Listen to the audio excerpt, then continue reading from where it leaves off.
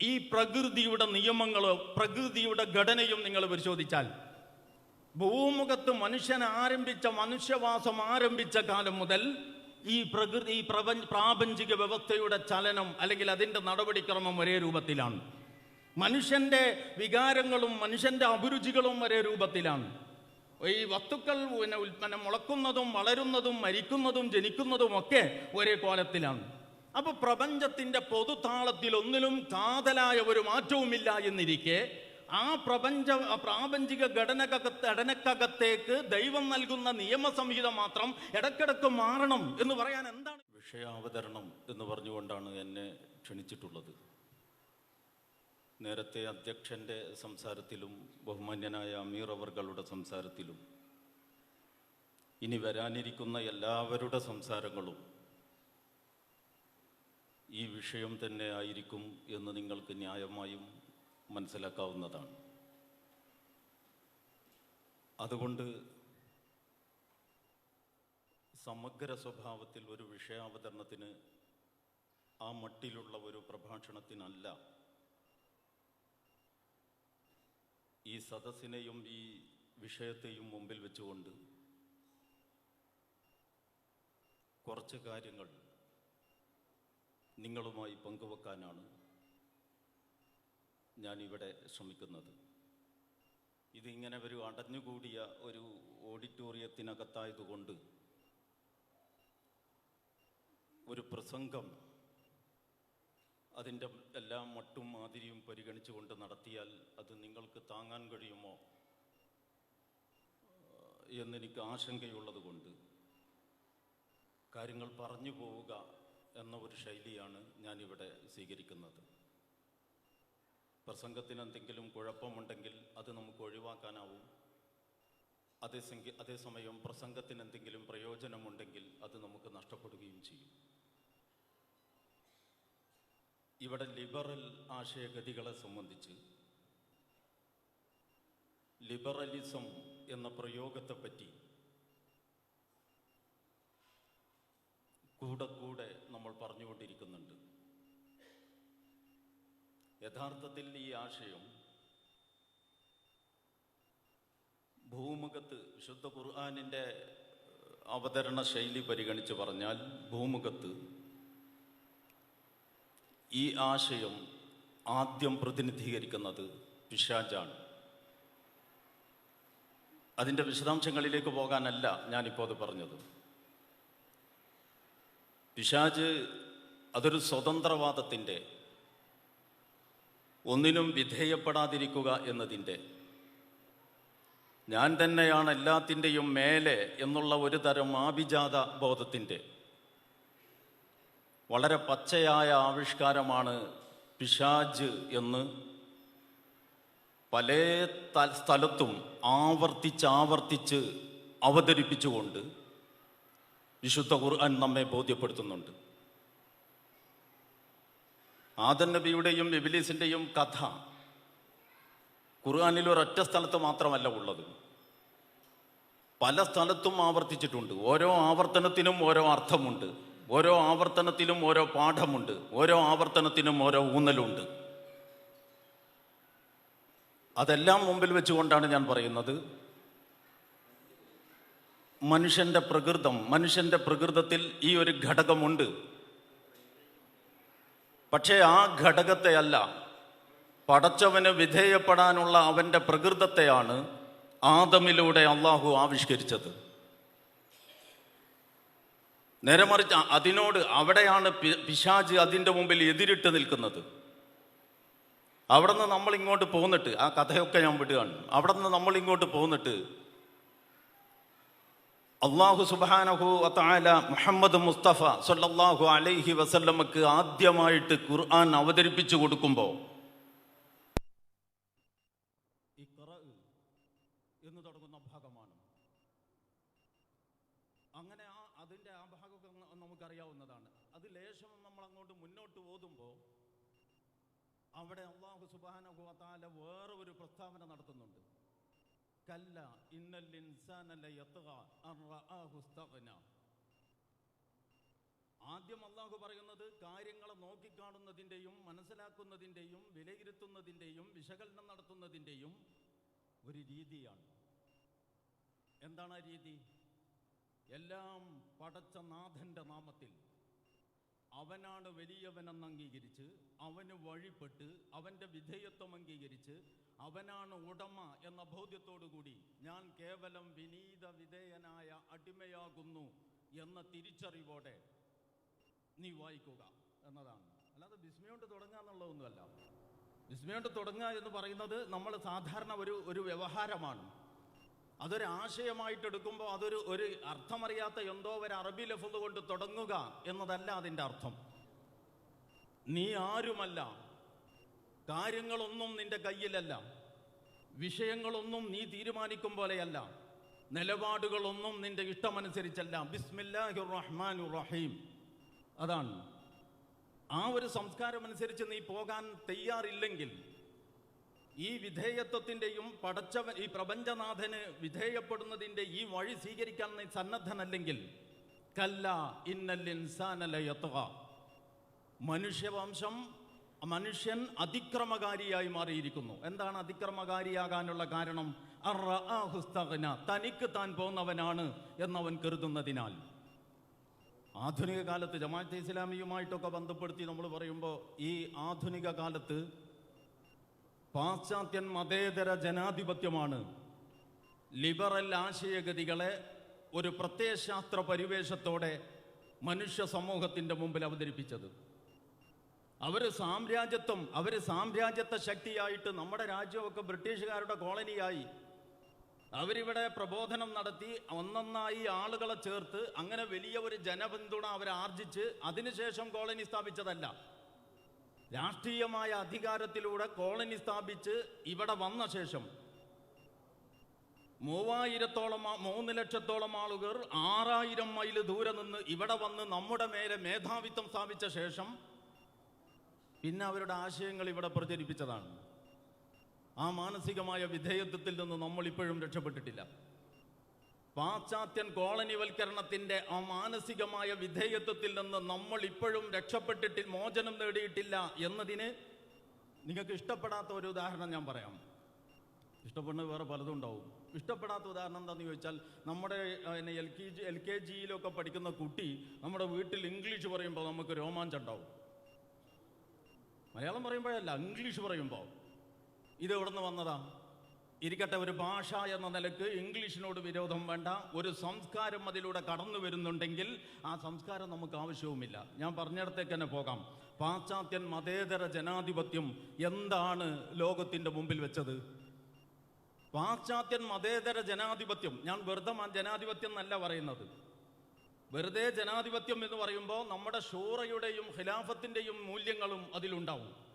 ഷൂറ എന്ന് പറയുന്നത് ഇസ്ലാമിൻ്റെ ഒരു സംസ്കാരമാണ്. വശാവിറുഹും ഫിൽ അംർ അംറുഹും വഅംറുഹും ശൂറാ ബൈനഹും എന്നൊക്കെ പറയുന്നു. കാര്യങ്ങൾ കൂടിയാലോചിക്കുക എന്നത് പ്രവാചകന്മാരോടൊക്കെയും അള്ളാഹു നൽകിയിട്ടുള്ള നിർദ്ദേശമാണ്. അതുപോലെ ഖിലാഫത്ത് എന്ന് പറയുന്നത് 4 ഖലീഫമാരിലൂടെ ആവിഷ്കരിക്കപ്പെട്ടതാണ്. അത് പിണറായി വിജയന് മാത്രമേ മനസ്സിലാകത്തുള്ളൂ, ബാക്കിയുള്ളവർക്കൊക്കെ മനസ്സിലായിട്ടുണ്ട് എന്താണ് ഖിലാഫത്ത്, അത് എത്രമേൽ സുന്ദരമാണ് എന്ന്. അപ്പൊ ഖിലാഫത്തിൻ്റെയും അതുപോലെ തന്നെ ഷൂറയുടെയും മൂല്യങ്ങളുണ്ട് ജനാധിപത്യത്തിൽ. അത് ഈ പാശ്ചാത്യന്മാരുടെ തന്നെ മൂല്യങ്ങളല്ല. അതുകൊണ്ട് ആ ജനാധിപത്യത്തോട് നമുക്ക് ഒരു വിരോധവുമില്ല. എന്നല്ല, ആ ജനാധിപത്യത്തെ മുറുകെ പിടിച്ചുകൊണ്ട് മുന്നോട്ട് പോകാൻ ഏതവസ്ഥയിലും നമ്മൾ ബാധ്യസ്ഥരാണ്. അതേസമയം പാശ്ചാത്യൻ മതേതര ജനാധിപത്യം എന്ന് പറയുന്നത് സാധനം വേറെയാണ്. അവിടെ അധികാരം ആർക്ക് എന്ന ചോദ്യത്തിന് അധികാരം എനിക്ക് അല്ലെങ്കിൽ അധികാരം ഞങ്ങൾക്ക് എന്നതാണ് അവർ പറഞ്ഞുകൊണ്ടിരിക്കുന്നത്. അവിടെ പടച്ചവനൊരു സ്ഥാനവുമില്ല, പടച്ചവന്റെ നിയമങ്ങൾക്കൊരു വിലയുമില്ല. പടച്ചവനെയും പടച്ചവന്റെ നിയമങ്ങളെയും ചവിട്ടി തള്ളി, പിറകോട്ട് തള്ളി. എന്നിട്ട് പാശ്ചാത്യൻ മതേതര ജനാധിപത്യം അവരുടേതായ ഒരു സ്വതന്ത്രവാദം, കടിഞ്ഞാണില്ലാത്ത കുതിരയെപ്പോലെ മനുഷ്യനെയാക്കുന്ന ഒരു സ്വതന്ത്രവാദം ലോകത്തിൻ്റെ മുമ്പിൽ അവതരിപ്പിച്ചു. എന്നിട്ട് മനുഷ്യരുടെ മേൽ മനുഷ്യരുടെ സ്വതന്ത്ര പരമാധികാരം എന്നവർ സിദ്ധാന്തിച്ചു. അത് പിഞ്ഞാണക്കടയിൽ കുട്ടൻ കയറിയതുപോലെ അറബ് രാജ്യങ്ങളുടെ മുഴുവൻ അലകും പിടിയും തകർത്തെറിഞ്ഞു. ആ ഘട്ടത്തിലാണ് ജമാഅത്തെ ഇസ്ലാമി എന്ന പ്രസ്ഥാനം രംഗത്ത് വരുന്നത്. പാശ്ചാത്യൻ മതേതര ജനാധിപത്യം ഉയർത്തിവിട്ട ലിബറൽ ആശയഗതികൾ അന്ന് പിടിച്ചുലച്ചത് സ്റ്റേറ്റിനെയാണ്. മുഖ്യമായിട്ടും സ്റ്റേറ്റിനെ എന്ത് ചെയ്തു എന്ന് വെച്ചാൽ മതത്തെയും രാഷ്ട്രത്തെയും വേർപെടുത്തി, ദീനിനെയും ദുനിയാവിനെയും രണ്ടാക്കി. എന്നിട്ട് രാഷ്ട്രം എന്ന് പഠിച്ചവന് വേറെ എന്തൊക്കെ പണിയുണ്ട്, അത് നോക്കി നടത്തിക്കോ, ഇത് ഞങ്ങൾ നോക്കിക്കൊള്ളാം, അങ്ങോട്ട് വരണ്ട. ഞങ്ങൾ മതത്തിൻ്റെ ആളുകൾ അങ്ങോട്ടും വരുന്നില്ല, നിങ്ങൾ രാഷ്ട്രീയത്തിൻ്റെ ആളുകൾ ഇങ്ങോട്ടും വരണ്ട എന്ന മട്ടിൽ ഇപ്പോഴും നമ്മുടെ നേതാക്കന്മാർ എത്രയോ കാലങ്ങൾക്ക് ശേഷവും പറയുന്നത് നിങ്ങൾക്ക് കാണാൻ പറ്റും. അപ്പൊ പാശ്ചാത്യൻ മതേതര ജനാധിപത്യം മനുഷ്യ സമൂഹത്തിന്റെ അടിത്തറയുടെ നിലനിൽപ്പിന്റെ അടിത്തറ തന്നെ തകർക്കുന്ന വിധത്തിൽ ദൈവത്തെ ഒരു വളച്ചു കെട്ടി ഒരു ചെറിയ ഈ ട്രാൻസ്ഫോമറൊക്കെ വെച്ച് നിങ്ങൾ കണ്ടിട്ടില്ലേ? ചെറിയ കുട്ടികളൊക്കെ അങ്ങ് ചെന്നിട്ട് അത് സാധാരണ ടെൻഷനല്ല, എക്സ്ട്രാ ഹൈ ടെൻഷനാണ്. അപ്പൊ എക്സ്ട്രാ ഹൈ ടെൻഷൻ പിന്നെ കൈകാര്യം ചെയ്യുന്ന ഭാഗത്തേക്ക് കുട്ടികളൊന്നും ചെല്ലാതിരിക്കാൻ വേണ്ടിയിട്ട് കമ്പിവേലി കെട്ടി അവിടെ അപകടം എന്ന് ബോർഡ് വെച്ചിരിക്കും, ഡേഞ്ചർ. അതുപോലെ പാശ്ചാത്യൻ മതേതര ജനാധിപത്യം പടച്ചവനെ മനുഷ്യരിൽ നിന്ന് അടർത്തി മാറ്റിയിട്ട് ഒരു വേലി കെട്ടി ഒരിടത്ത് വെച്ചു. ആ വേലികളും ആ ഇടവുമാണ് ആരാധനാലയങ്ങൾ. വേണമെങ്കിൽ അവിടെ പോകാം, നിങ്ങൾക്ക് കരുതലോടെ കൈകാര്യം ചെയ്യാം. ദൈനംദിന ജീവിതത്തിൽ പടച്ചവൻ വരണ്ട. മുസ്ലിം സമുദായത്തിന് പൊതുവെ ഒരു പ്രശ്നം ഉണ്ടായില്ല. ഖുർആനികമായ അടിത്തറയിൽ നിന്നുകൊണ്ട് സയ്യിദ് അബുൽ അല മൗദൂദി പാശ്ചാത്യൻ മതേതര ജനാധിപത്യം ഉയർത്തിവിട്ട ഈ കൊടുങ്കാറ്റിനെ പിടിച്ചു നിർത്താൻ പരമാവധി ശ്രമിച്ചു. വലിയൊരളവിൽ അത് വിജയിച്ചു എന്ന് ഇപ്പൊ നമ്മുടെ നാട്ടിൽ എത്രമാത്രം ലൈവാണ് ഈ മൗദൂദി എന്ന് നോക്കിയാൽ നിങ്ങൾക്ക് മനസ്സിലാക്കാൻ പറ്റും. അതല്ല ഇപ്പം എൻ്റെ വിഷയം, ഞാൻ അതിലേക്ക് പോകുന്നുമില്ല. പറഞ്ഞു വന്നെന്താന്ന് ചോദിച്ചാൽ, പടിഞ്ഞാറൻ മതേതര ജനാധിപത്യമാണ് ലിബറൽ അഥവാ അരാജകവാദത്തിന്, സ്വതന്ത്രവാദത്തിന് ആർക്കും വിധേയപ്പെടേണ്ടതില്ല, എല്ലാവരും സ്വതന്ത്രർ എന്ന് കരുതുന്ന ഒരു കാഴ്ചപ്പാടിനെ സൈദ്ധാന്തിക രൂപത്തിൽ നമ്മുടെ മുമ്പിൽ അവതരിപ്പിച്ചത്. അന്ന് അതിനെ പിടിച്ചു നിർത്തുന്നതിൽ ഞാൻ വളരെ തറപ്പിച്ചു പറയുന്നു, ആ കാലഘട്ടത്തിൽ ഈ പാശ്ചാത്യൻ മതേതര ജനാധിപത്യം ഉയർത്തിവിട്ട ലിബറൽ ആശയഗതികളെ പിടിച്ചു നിർത്തുന്നതിൽ അറബ് രാജ്യങ്ങൾക്കും പണ്ഡിതന്മാർക്കും മുസ്ലിം ഉമ്മത്തിനും വിജയിക്കാൻ കഴിഞ്ഞിരുന്നുവെങ്കിൽ ഇന്ന് നമ്മൾ ലിബറലിസം കുടുംബത്തെ പിടികൂടുന്നു എന്ന് പറഞ്ഞ് സങ്കടപ്പെടേണ്ട ഗതികേട് വരുമായിരുന്നില്ല എന്നാണ് എൻ്റെ അഭിപ്രായം. പക്ഷേ അന്ന് അത് പല കാരണങ്ങളാൽ നമ്മുടെ സമൂഹത്തിന് വേണ്ടത്ര ഏശിയില്ല, വേണ്ടത്ര മനസ്സിലായില്ല. അങ്ങനെ മൗദൂദി സാഹിബ് എന്തിൽ മേലാണ് കൈവച്ചത് എന്ന് പോലും മനസ്സിലാക്കാൻ കഴിയാത്ത ആളുകളെ നമുക്ക് ഇന്നും കാണാൻ കഴിയും. അപ്പൊ പാശ്ചാത്യൻ മതേതര ജനാധിപത്യം മനുഷ്യന് നമ്മളത് പഠിച്ചു നോക്കുമ്പോൾ ഇതൊരു പുതിയ ദർശനമൊന്നുമല്ല. ഇബ്രാഹിം നബി അലൈഹിസ്സലാമിന്റെ പ്രതിയോഗിയായ ഒരു രാജാവിനെ കുറിച്ച് വിശുദ്ധ ഖുർആൻ പറയുന്നുണ്ട്. അലന്തറ ഇലല്ലദീ ഹാജ ഇബ്രാഹിമ ഫീ റബ്ബിഹി അൻ ആതാഹു അല്ലാഹുൽ മുൽക്ക്. ആ ഭാഗം പരിശീലിക്കല്ല, ഞങ്ങൾക്ക് ആ ഏരിയ മനസ്സിലാക്കാൻ വേണ്ടിയിട്ട് ഞാൻ ഉദ്ധരിച്ചതാണ്. അവിടെ എന്താണ് ഇബ്രാഹിം നബി അലൈഹി സ്വലാമിന്റെ പ്രതിയോഗിയായ രാജാവിന്റെ വാദം? എൻ്റെ രാജ്യം എൻ്റെ ഇഷ്ടം. ഇത് മുമ്പ് എൻ്റെ അച്ഛൻ്റെതായിരുന്നു, അന്ന് മൂപ്പര ഇഷ്ടം, ഇപ്പൊ എൻ്റെ കയ്യിലാണ് എൻ്റെ ഇഷ്ടം. എൻ്റെ രാജ്യം എൻ്റെ ഇഷ്ടം, ഇതാണ് ഇബ്രാഹിം നബിയുടെ പ്രതിയോഗിയായ നമ്രൂദ് എന്ന് നമ്മൾ പിന്നീട് പേരിട്ട് വിളിക്കുന്ന ആ രാജാവിൻ്റെ വാദഗതി. നമ്മൾ സാലിഹ് നബി അലൈഹി സ്വലാമിന്റെ മദിയൻ നിവാസികൾ, വിശുദ്ധ ഖുർആനിൽ ആ വിവരണമുണ്ട്. അവരുടെ വാദഗതി എന്തായിരുന്നു? ഞങ്ങളുടെ ധനം ഞങ്ങളുടെ ഇഷ്ടം, ഞങ്ങളുടെ ധനം ഞങ്ങളുടെ ഇഷ്ടം അനുസരിച്ച് പ്രവർത്തിപ്പിക്കുന്നതിന് തടസ്സം നിൽക്കാൻ നീ ആര്? ഇതാണ് ഷുഐബ് നബിയോട് അവർ ചോദിച്ചത്. കുറച്ചുകൂടി അപ്പുറത്ത് ഇബ്രാഹിം നബി അലൈഹി സ്വലാം ഇവിടെ പ്രവർത്തിക്കുമ്പോൾ കുറച്ചുകൂടി അപ്പുറത്ത് ട്രാൻസ് ജോർദാൻ എന്ന് പറയുന്ന ഭാഗത്ത് ഈ ഇബ്രാഹിം നബി അലൈഹി സ്വലാമിന്റെ തന്നെ കുടുംബത്തിൽപ്പെട്ട ലൂത്ത് നബി അലൈഹി സ്വലാം പ്രവർത്തിച്ചുകൊണ്ടിരിക്കുന്നു. എന്താണ് ആ ജനതയുടെ വാദം? ഞങ്ങളുടെ ശരീരം ഞങ്ങളുടെ ഇഷ്ടം. അപ്പൊ ഇതൊന്നും പുതിയതൊന്നല്ല. നമ്മുടെ ഈ ന്യൂ ജനറേഷൻ ഇതിന്റെ പിന്നാലെ ഇത് പുതിയതാന്ന് വിചാരിച്ചു പോകുന്നുണ്ടെങ്കിൽ ഞാൻ പറയുന്നു, ഇത് പുതിയതൊന്നല്ല. എൻ്റെ രാജ്യം എൻ്റെ ഇഷ്ടം എന്ന്, ഞങ്ങളുടെ സമ്പത്ത് ഞങ്ങളുടെ ഇഷ്ടമെന്ന്, ഞങ്ങളുടെ ശരീരം ഞങ്ങളുടെ ഇഷ്ടമെന്ന് ചരിത്രത്തിൽ നേരത്തെ വാദിച്ചു പോയതാണ്. പ്രവാചകന്മാർ അവരെ അഭിമുഖീകരിച്ചതാണ്, ലാ ഇലാഹ ഇല്ലല്ലാഹുമായിട്ട് അവരോട് ഏറ്റുമുട്ടിയതാണ്. അങ്ങനെ ലോകത്ത് അത് സ്വീകാര്യത നേടാതെ ജനസമൂഹത്തിൽ നിന്ന് പിഴുതുമാറ്റപ്പെട്ട പൈശാചിക പ്രവണതകളാണ്. ഞാൻ ആകെ ഇത്രേ പറയാൻ ശ്രമിച്ചിട്ടുള്ളൂ.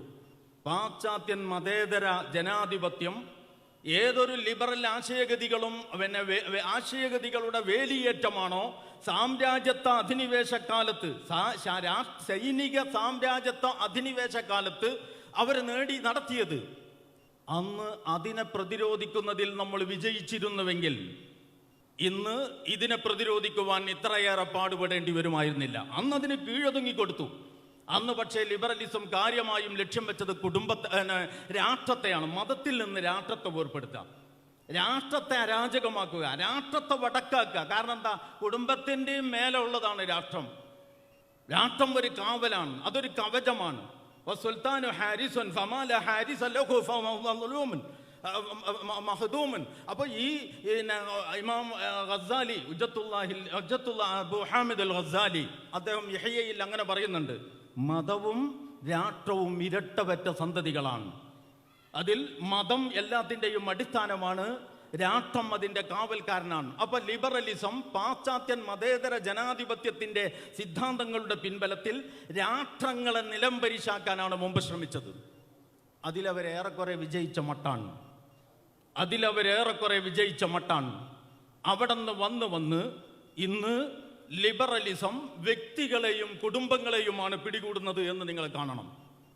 അപ്പോഴാണ് ഈ പറയപ്പെട്ട പ്രശ്നങ്ങളൊക്കെ ഉണ്ടാകുന്നത്. അപ്പൊ ലിബറലിസത്തിനെതിരെ നേരത്തെ തന്നെ നമ്മൾ നടത്തിക്കൊണ്ടിരിക്കുന്ന യുദ്ധത്തിന്റെ തുടർച്ചയാണ് ഈ ലിബറലിസം കുടുംബങ്ങളെയും വ്യക്തികളെയും പിടികൂടുന്നതിനെതിരെ ഈ ആശയപ്രചാരണം എന്ന് നിങ്ങൾ കാണണം. അതിനൊരുപാട് വിശദാംശങ്ങളുണ്ട്, അതിലേക്ക് ഞാൻ പോകുന്നില്ല. ഇത്രയും പറയുമ്പോൾ നിങ്ങൾ ചോദിക്കും, ചിന്തിക്കുന്ന ഒരാൾക്ക് വേണമെങ്കിൽ ചോദിക്കാം, നിങ്ങൾ ഏത് ഇസ്ലാമിനെ കുറിച്ചാണ് ഈ പറയുന്നത്? 1400 കൊല്ലങ്ങൾക്ക് മുമ്പ് അറബികൾക്ക് എഴുത്തും വായനയും അറിയാത്ത ജനതയുടെ അവിടെ ആവിഷ്കരിച്ച് രൂപപ്പെടുത്തിയെടുത്ത ഒരു മതത്തിന് അതിവേഗം മാറിക്കൊണ്ടിരിക്കുന്ന ഈ കാലത്ത് എന്ത് ചുക്ക് ചെയ്യാനാ പറ്റുക? ഇത് പെട്ടെന്ന് കേൾക്കുമ്പോൾ നമുക്ക് തോന്നിപ്പോകും ഭയങ്കര സംഭവമാണ്, ഇയാൾ നമ്മളെ ഞെട്ടിച്ച് കളഞ്ഞല്ലോ. ഇതിനേക്കാളും വലിയ വിവരക്കേട് വേറെ എന്താള്? ഞാൻ ചോദിക്കട്ടെ, മനുഷ്യൻ ഈ ഭൂമിയിൽ ജീവിക്കാൻ ആരംഭിച്ച കാലം മുതൽ എന്ന് പറഞ്ഞാൽ നമുക്ക് ആളുകൾക്ക് സംസാരിക്കാൻ പറ്റും, നമ്മളിവിടെ ഭൂമിയിൽ ജീവിച്ച കാലം മുതലുള്ള കാര്യമാണല്ലോ. നിങ്ങളുടെ അറിവിൽപ്പെട്ട മനുഷ്യൻ ഈ ഭൂമിയിൽ ജീവിക്കാൻ ആരംഭിച്ച കാലം മുതൽ ഈ പ്രകൃതിയുടെ പ്രതിഭാസങ്ങൾക്ക് എന്തെങ്കിലും മാറ്റമുണ്ടോ? ആദം നബി രാവിലെ എണീറ്റ് നോക്കുമ്പോൾ സൂര്യൻ കിഴക്കുതിക്കുന്നു, പടിഞ്ഞാറസ്തമിക്കുന്നു എന്നാണെങ്കിൽ, ആദം നബിയുടെ ഭാര്യ ഹവ്വ ഗർഭിണിയാകുമ്പോൾ 10 മാസം എടുത്തിട്ടാണ് പ്രസവിച്ചതെങ്കിൽ, ഇൻഫർമേഷൻ ടെക്നോളജിയുടെ ഇന്ന് രാത്രി ലൈംഗിക ബന്ധം നടന്നാൽ 3-ാം ദിവസം പ്രസവിക്കോ? ഇല്ലല്ലോ, പണ്ടത്തെ മാതിരി തന്നെയാണ്. ആദം നബിയുടെ ഭാര്യ ഗർഭിണിയായാൽ എന്തൊക്കെ സംഭവിച്ചോ അതൊക്കെ ഇപ്പോഴും നമ്മളുടെ സഹോദരിമാരും ഭാര്യമാരും ഗർഭിണികളാകുമ്പോഴും സംഭവിക്കുന്നു. അത്രയും കാലമെടുക്കും, അല്ലാതെ സംഭവിക്കില്ല. ഞങ്ങളുടെയൊക്കെ നാട്ടിൽ പണ്ട് നാടന്മാർ പറയണത് ഞാൻ ചെറിയ കുട്ടിയായിരുന്ന കാലത്ത് കേട്ടിട്ടുണ്ട്. നമ്മൾ ഈ കൊട്ടയിൽ കൊണ്ടുനടന്ന് വിൽക്കുന്ന ഈ വെള്ള പെയിൻ്റൊക്കെ അടിച്ചിട്ട് കൊണ്ടുനടക്കുന്ന കോഴിക്കുഞ്ഞുങ്ങളുണ്ടല്ലോ, വളരെ പെട്ടെന്ന് ചത്തുപോകും. അത് 50 വാങ്ങണം, ഒരു 10 നിങ്ങൾക്ക് ബാക്കിയാണെങ്കിൽ പണിക്കുറവൊക്കെ കഴിച്ചിട്ട് എന്ന് നാടന്മാർ പറയും. അതിന് അവരെന്താ പറഞ്ഞ കാരണം എന്ന് ചോദിച്ചാൽ അതാണ് രസം. ഇത് 24 മണിക്കൂർ കൊണ്ട് വിരിയണതാണ്. 24 മണിക്കൂർ കൊണ്ടൊന്നും കോഴിമുട്ട വിരിയില്ല. ഇത് സായിബ് എന്താക്കി, 22 ട്രേ ഉള്ള ഒരു ഇൻക്യുബേറ്റർ ഉണ്ടാക്കി. 1-ാമത്തെ ദിവസം 1-ാമത്തെ ട്രേയിൽ മുട്ട വെച്ചു, 2-ാമത്തെ ദിവസം 2-ാമത്തതിൽ, 3-ാമത്തെ ദിവസം 3-ാമത്തതിൽ, അങ്ങനെ 22-ാമത്തെ ദിവസം ആ മേലത്തെ ഒടുവിലത്തെ തട്ടിൽ മുട്ട വെച്ച അന്ന് അടിയിലത്തെ തട്ടിൽ കുഞ്ഞുങ്ങളെ പുറത്തെടുത്തു. പിന്നെ മുട്ട വെക്കുന്നു, പുറത്തെടുക്കുന്നു, മുട്ട വെക്കുന്നു. അപ്പോൾ ആളുകൾ കരുതി ഇത് 24 മണിക്കൂർ കൊണ്ട് മുട്ട വിരിയാണ്. ഞാൻ പറഞ്ഞത് എന്താണെന്ന് ചോദിച്ചാൽ, പ്രസവം, ജനനം, മരണം, അവയവങ്ങളുടെ ഉപയോഗം, ഈ കാര്യങ്ങളിലൊക്കെ ആദിപുരാതനമായ സമൂഹത്തിൽ ജീവിച്ച മനുഷ്യന്റെ അനുഭവങ്ങളും അത്യാധുനിക യുഗത്തിൽ ജീവിക്കുന്ന നമ്മുടെ അനുഭവവും തമ്മിൽ വല്ല വ്യത്യാസവുമുണ്ടോ? നമ്മൾ മധുരിച്ചാൽ, നമ്മൾ ആദം നബിക്ക് നിങ്ങൾ പഞ്ചസാര കൊടുത്താൽ മധുരിക്കും, നമ്മളും പഞ്ചസാര കഴിച്ചാൽ മധുരം അനുഭവപ്പെടും. മുളകാണ് കൊടുക്കുന്നതെങ്കിൽ എരിയും, കണ്ണിൽ നിന്ന് കണ്ണുനീര് വരും. നമ്മളും മുളക് കഴിച്ചാൽ അങ്ങനെ തന്നെ. ഇനി സത്യസന്ധത അല്ലെങ്കിൽ കള്ളം, ഇങ്ങനത്തെ കാര്യങ്ങളെക്കുറിച്ച് നിങ്ങൾ നോക്കൂ. ആദിപുരാതനമായി ഏറ്റവും പണ്ടത്തെ പ്രാകൃത സമൂഹത്തിൽ സത്യസന്ധത ഒരു മോശപ്പെട്ട കാര്യം അങ്ങനെ ഉണ്ടോ? എല്ലാ സമൂഹത്തിനും നന്മ എന്ത്, തിന്മ എന്ത്, ഇത് തിരിച്ചറിയാൻ പറ്റും. ഖുർആൻ തന്നെ മഅറൂഫ്, മുങ്കർ എന്നൊക്കെ പ്രയോഗിച്ചത് ആ അർത്ഥത്തിലാണ്. അപ്പോൾ ഞാൻ അതിനൊക്കെ ഉദാഹരണം പറഞ്ഞ് സമർത്ഥിക്കാൻ ഇവിടെ സമയമില്ല. ഞാൻ പറഞ്ഞു വന്നത് ഇതാണ്, ഈ പ്രകൃതിയുടെ നിയമങ്ങളോ പ്രകൃതിയുടെ ഘടനയും നിങ്ങൾ പരിശോധിച്ചാൽ, ഭൂമുഖത്ത് മനുഷ്യവാസം ആരംഭിച്ച കാലം മുതൽ ഈ പ്രകൃതി പ്രാപഞ്ചിക വ്യവസ്ഥയുടെ ചലനം അല്ലെങ്കിൽ അതിൻ്റെ നടപടിക്രമം ഒരേ രൂപത്തിലാണ്. മനുഷ്യന്റെ വികാരങ്ങളും മനുഷ്യന്റെ അഭിരുചികളും ഒരേ രൂപത്തിലാണ്. ഈ വസ്തുക്കൾ മുളക്കുന്നതും വളരുന്നതും മരിക്കുന്നതും ജനിക്കുന്നതും ഒക്കെ ഒരേ കോലത്തിലാണ്. അപ്പൊ പ്രപഞ്ചത്തിന്റെ പൊതുതാളത്തിൽ ഒന്നിലും കാതലായ ഒരു മാറ്റവുമില്ല എന്നിരിക്കെ ആ പ്രാപഞ്ചിക ഘടനക്കകത്തേക്ക് ദൈവം നൽകുന്ന നിയമസംഹിത മാത്രം ഇടക്കിടക്ക് മാറണം എന്ന് പറയാൻ എന്താണ് യുക്തി? ഇതാണ് എൻ്റെ ചോദ്യം. അതുകൊണ്ട് പ്രപഞ്ചത്തിന്റെ ഈ മൗലിക സത്തിന്റെ ഘടനയോട് ചേർന്ന് നിൽക്കുന്നതാണ് ദൈവികാധ്യാപനങ്ങൾ. അങ്ങനെ നിങ്ങൾ ഇസ്ലാമിനെ കുറിച്ച് പഠിക്കുമ്പോൾ ഇസ്ലാമിക അധ്യാപനങ്ങൾ കാലാതിവർത്തിയാണ്, കാരണം അത് ദൈവികമാണ് എന്ന് നിങ്ങൾക്ക് കാണാൻ പറ്റും. പ്രിയ സഹോദരന്മാരെ, ഞാൻ പറയുന്നത് ഈ ഒരു അടിത്തറയിൽ ആത്മവിശ്വാസത്തോടെ ഇസ്ലാമിക മൂല്യങ്ങളെക്കുറിച്ച് പഠിക്കാൻ, ഇസ്ലാമിക ജീവിത രീതികളെ സംബന്ധിച്ച് ചിന്തിക്കാൻ, അതിൻ്റെ വലിയ തിയറികളൊന്നുമല്ല, അതിൻ്റെ പ്രായോഗിക തലത്തിൽ നമ്മുടെ കുടുംബത്തിൽ, നേരത്തെ ഇവിടെ പറഞ്ഞു വിവാഹം എന്ന് ഒരു ഉദാഹരണത്തിന് ഞാൻ പറയാം, അത് പറഞ്ഞുകൊണ്ട് അവസാനിപ്പിക്കാം. വിവാഹം എന്ന് പറയുന്നത് എവിടെയോ കിടക്കുന്ന പരസ്പരം ഇപ്പൊക്കെ ഏതാണ്ട് ഈ സോഷ്യൽ മീഡിയയും എല്ലാവരും കൂടി ഒത്താശ ചെയ്ത് കൊടുത്തിട്ട് ഏതൊക്കെയോ അർത്ഥത്തിലുള്ള ഒരു തലം ബന്ധങ്ങൾ വിവാഹത്തിന് മുമ്പേ ഉണ്ടായിപ്പോകുന്ന പ്രവണത പൊതുവെ കണ്ടുവരുന്നു. ഞാൻ എൻ്റെ വിവാഹത്തിലേക്ക് കാലെടുത്ത് വെച്ചിട്ടില്ലാത്ത പെൺകുട്ടികളോടും ആൺകുട്ടികളോടും വളരെ ഗുണകാംക്ഷയോടെ പറയുന്നു, നിങ്ങൾ മാതാപിതാക്കളെ വഷളാക്കരുത്. കാരണം എന്താ വെച്ചാൽ നമ്മളിപ്പോൾ നിങ്ങളുടെ അനുജനെ, ഒരു 2.5 വയസ്സുള്ള കുട്ടിയെ നിങ്ങളെ നോക്കാൻ ഏൽപ്പിച്ചിട്ട് പോയാൽ ആ കുട്ടി ചെയ്യുന്നതൊക്കെ ചെയ്തോട്ടെ നിങ്ങൾ വെക്കുമോ? ഇല്ലല്ലോ. നമ്മൾ ആ കുട്ടിയെ തടയും. ആ കുട്ടിയുടെ ഭാഗത്ത് നിന്ന് ചിന്തിക്കുമ്പോൾ ഒരു സ്വാതന്ത്ര്യവും നൽകാത്ത മുരടൻ എന്നാണ് ആ കുട്ടി നമ്മളെ കുറിച്ച് വിചാരിക്കുക. കുട്ടി അങ്ങോട്ട് തിരിയുമ്പോൾ നമ്മൾ മേശമ്മ കയറാൻ നമ്മൾ സമ്മതിക്കൂല, ഇലക്ട്രിക്കിൻ്റെ ലൈന് പിടിച്ച് വലിക്കാൻ സമ്മതിക്കൂല, ഗ്യാസിൻ്റെ വയറ് പിടിച്ച് വലിക്കാൻ ഒന്നിനും നമ്മൾ സമ്മതിക്കൂല. എന്തുകൊണ്ടാണ് സമ്മതിക്കാത്തത്? ആ കുട്ടിയേക്കാൾ ജീവിതാനുഭവം നമുക്കുണ്ട്. എങ്കിൽ നിങ്ങൾ ഓർക്കണം, ഒരു 2.5 വയസ്സായ കുട്ടിയുടെ ജീവിതാനുഭവത്തെക്കാൾ 18, 16, 19 വയസ്സായ നിങ്ങൾക്ക് അനുഭവമുണ്ടെങ്കിൽ 60, 50 വയസ്സ് കഴിഞ്ഞവർക്ക് നിങ്ങളെക്കാൾ അനുഭവമുണ്ട് എന്നുകൂടി നിങ്ങൾ കാണണം. അതുകൊണ്ട് കുടുംബം എന്ന് പറയുന്ന ഒരു സ്ഥാപനം രൂപപ്പെടുത്തിയെടുക്കുന്നത് പ്രകൃത്യാവുള്ള ഒരുപാട് ഘടകങ്ങൾ പരിഗണിച്ചുകൊണ്ടാണ്. അതിന് താളപ്പിഴകളുണ്ടെങ്കിൽ അത് പരിഹരിക്കപ്പെടണം. അവിടെ പുരുഷന്റെ ഏകാധിപത്യമാണ് നടക്കുന്നതെങ്കിൽ അത് ഇസ്ലാമിൻ്റെതല്ല, അത് കുടുംബഘടനയുടെ തന്നെ സ്വഭാവത്തിന് ചേർന്നതല്ല. എന്താ സംശയം?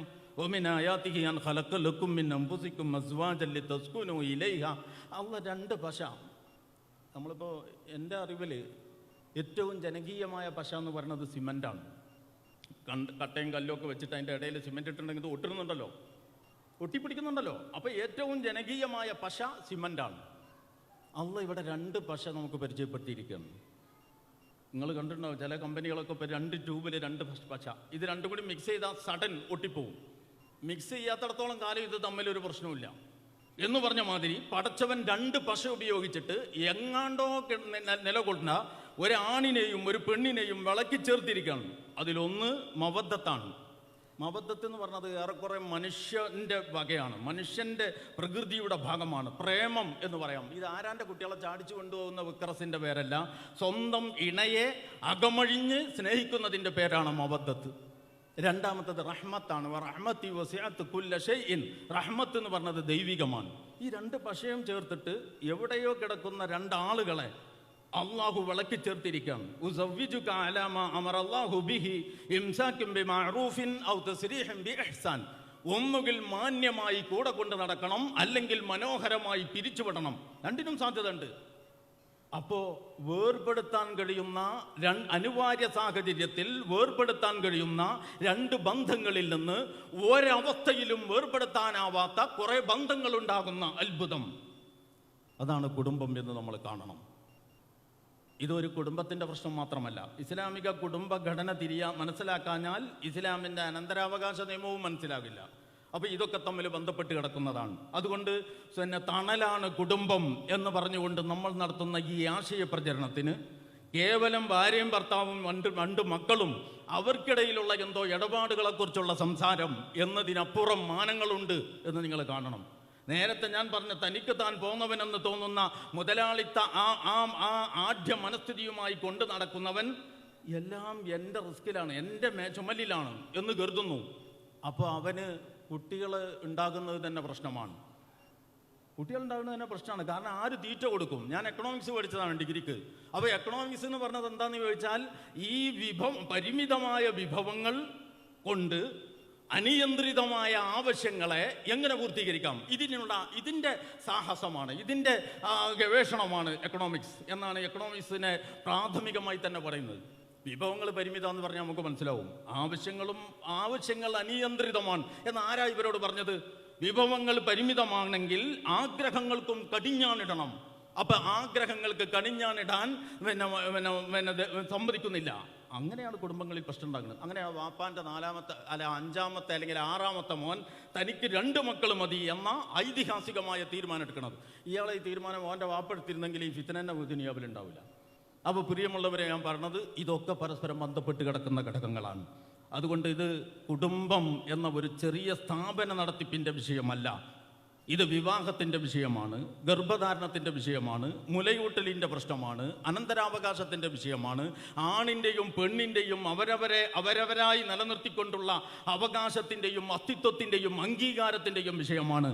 അന്തിമമായി പോയി സ്വർഗത്തിൽ സകുടുംബം കഴിയേണ്ടതിൻ്റെ കാര്യവും കൂടിയാണ് എന്ന് നിങ്ങൾ ആലോചിച്ച് എന്ന് നിങ്ങൾ ചിന്തിച്ചുകൊണ്ട് വിശാലതയോടെ ഈ സന്ദേശം ഏറ്റെടുത്തുകൊണ്ട് സ്വന്തത്തിൽ ഇതിൻ്റെ നന്മകൾ ഉണ്ടാക്കുവാനും സമൂഹത്തിൽ ഇതിൻ്റെ ഗുണം പ്രസരിപ്പിക്കുവാനും ഇറങ്ങിപ്പുറപ്പെടണം എന്ന് ആഹ്വാനം ചെയ്തുകൊണ്ട് ആഖിർ ദഅ്വാനാ അൽഹംദുലില്ലാഹി റബ്ബിൽ ആലമീൻ.